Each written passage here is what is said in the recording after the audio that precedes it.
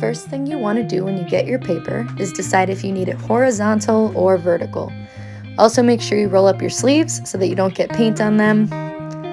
When you start to draw, make sure that you are drawing as lightly as possible. The best way to draw lightly is to hold your pencil in the middle of the pencil. I'm almost holding it kind of sideways, as you can see, and that is because I can easily fix any mistakes, I can clean up edges, and it'll make it really easy for me to erase any mistakes that I make. So see, if something is not quite the right shape, I can kind of fix it. This part's going to be sped up, but notice how I am still kind of overlapping some things. Because I'm drawing lightly, I know I can go back and erase them, like I did right there. If you don't want your food to be just kind of floating in outer space, you can make a background for yourself. I put like a plate in a background, but you're also welcome to just leave it blank. The first thing you want to paint is your background. Do not start painting your food first. You have to paint the background first because you can always paint over the background, but it's really hard to paint the background after you paint the food. When I'm painting the background, notice how I start by outlining my food. That is so I know where my background needs to be, and I can be really careful not to put paint over my food part.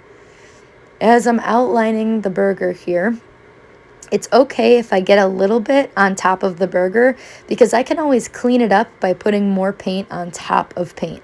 So after this paint dries, I'll actually be able to paint on top of it.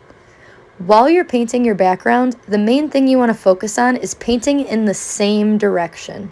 See how I'm only moving the brush from left to right. I'm not brushing up and down or anything like that. And I'm also smoothing out those big globs of paint. So you don't want really thick paint on there, so make sure to smooth those out. If you want to mix two colors together, take the lighter color and dip it into the darker color. Notice how I didn't dip it into the entire blue paint. I just took a little tiny section of the blue paint to mix it with, and that's because I might still need some of that dark blue later on, so don't mix all of your colors. Make sure you leave some of the original color. Now I decided to mix those colors so that I can have a lighter blue for the bottom. You might notice that if you mix colors together, the color of the paint will get a little bit thicker. I accidentally painted over my plate there, but that's okay. So now when you pick out your colors, think about what colors you're going to need. So I picked out brown for the bun, picked out green for the lettuce, yellow for the cheese, and of course red for the red for the tomato. The first part I'm going to paint is the biggest part, which is going to be the plate.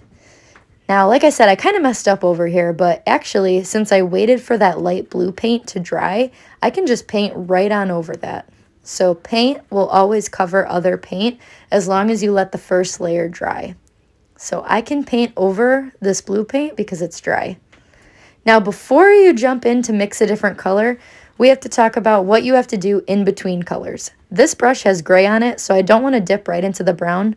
First, I need to make sure I clean my brush all the way in the water, really swirl it around, make sure you get as much paint off as possible, and then you're going to rub the brush on the sponge in your water cups before you pick a new color.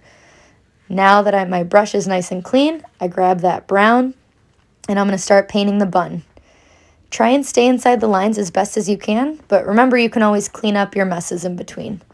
Notice how I always wash my brush really, really well before I switch colors. For every part that I paint, I'm going to be really careful to stay inside the lines and not mix colors that aren't supposed to be mixed. This part is where we're going to really focus on texture. Remember we talked about how texture can be really important in making your food look like the right food. I want to make sure that this burger really looks like a beef patty. So I'm going to take my brown paint, and first I'm just kind of coloring it in, but then you'll notice that I start to kind of dab my brush up and down like this to kind of get like a rougher looking texture. I'm thinking of what that beef patty will look like ground beef all together. So I'm kind of dabbing my brush to make texture in the beef.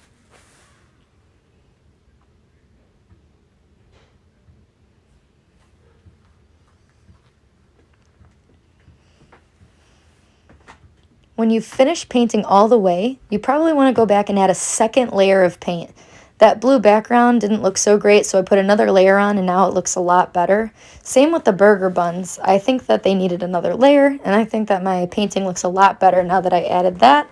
And now that I have some time and I let my painting dry, I'm going to add those extra details like sesame seeds on the bun.